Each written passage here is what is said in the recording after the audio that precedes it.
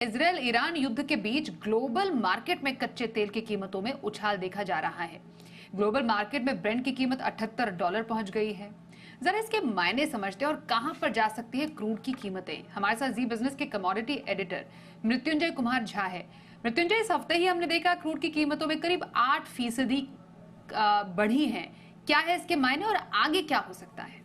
देखिए, बहुत बड़ी तेजी का माहौल बन गया है क्रूड के मार्केट में और हफ्ते भर में आपने बिल्कुल ठीक कहा, 8% से ज्यादा कच्चे तेल के दाम बढ़े हैं और अब ब्रेंट का भाव $79 के बेहद करीब पहुंचता हुआ दिख रहा है। कल एक झटके में 5% कच्चे तेल के दाम बढ़ गए।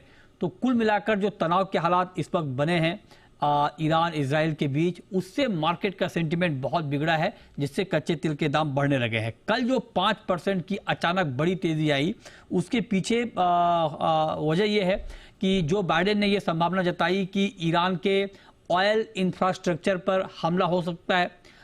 तो उससे कहीं ना कहीं मार्केट में पैनिक रिएक्शन देखने को मिला और उसका इंपैक्ट हमने प्राइस के तौर पर साफ तौर पे देखा।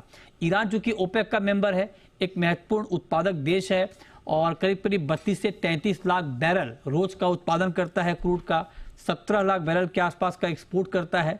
तो इसीलिए मार्केट में एक पैनिक रिएक्शन मचा है, जिससे कच्चे तेल के दाम बढ़ने लगे हैं। लेकिन जो पैनिक मार्केट में दिख रहा है, उतनी बड़ी चिंता एक्चुअल है नहीं।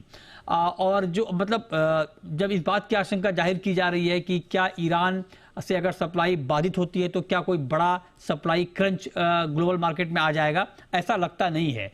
क्योंकि आप देखिए कि ओपेक प्लस जिसने उत्पादन कटौती शुरू की थी करीब 58 से 59 लाख बैरल रोज की, तो इतनी कैपेसिटी तो सिर्फ ओपेक के पास है कि अगर ईरान से सप्लाई रुक भी जाए तो ओपेक उसको कंपनसेट कर देगा। अकेले सऊदी अरब करीब करीब 30 लाख बैरल का उत्पादन कर सकता है, बढ़ा सकता है।